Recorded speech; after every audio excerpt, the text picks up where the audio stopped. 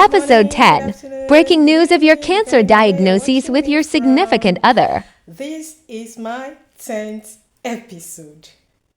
And in my last episode, I talked about breaking the bad news to your significant other, and it was positive outcome. He or she chose to stay and is there taking care of you and doing a lot of things, and why you, the cancer patient going through treatment, should not take that for granted, shouldn't make it worse for the person. Instead, you should kind of encourage, appreciate the fact that she or he chose to stay and the rest. So that was what I discussed in my last episode. But on this episode today, I am going to discuss on breaking the bad news to your significant other and she or he chose to leave.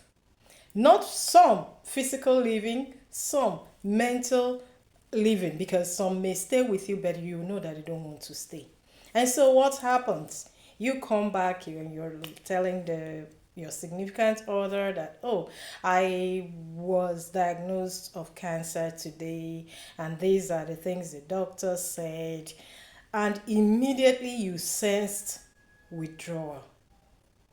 Yes, that is the first thing you will notice from someone who has made up her or his mind not to stay.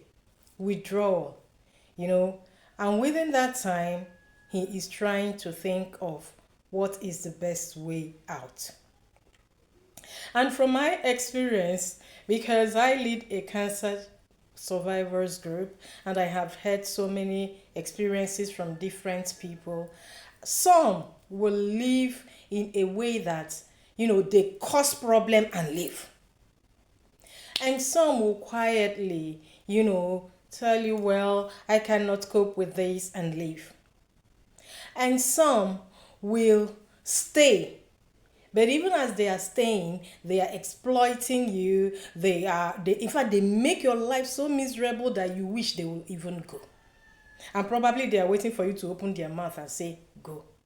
So, what do you, as a cancer patient, newly diagnosed, what do you do in these circumstances?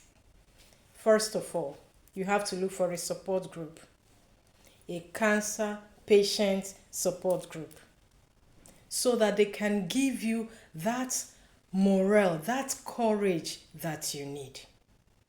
Tell yourself it is not the end of the world. And always believe that it is only when God says it is over, that is when it is over. When you arm yourself with this, being honest with yourself and telling yourself, oh, this my relationship is over as it is. Because if he cannot stay with you, if she cannot stay with you, then there's no need for that relationship. And so when you are confronted with that, you have to pull back so that you can surround yourself with people that will help you out, with people that can encourage you, with you. In fact, you have to, if you were not a praying person, this is the time to start praying. It's time to go back to God and get that courage from Him. And God is so awesome that no matter how it is, whether you're faithful or unfaithful, God will always be there for you because He is always faithful.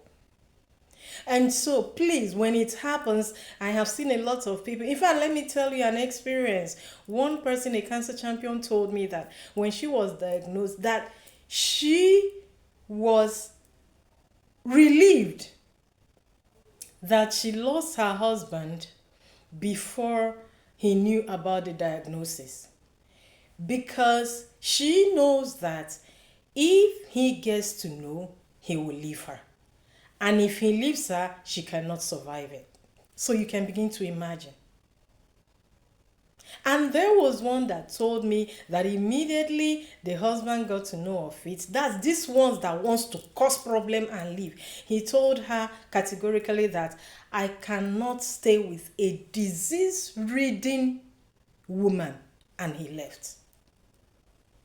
And there's another one that decided to say, oh, I can't bear the pain. If I stay here and you're down and you're sick, I can't bear the pain. And he left.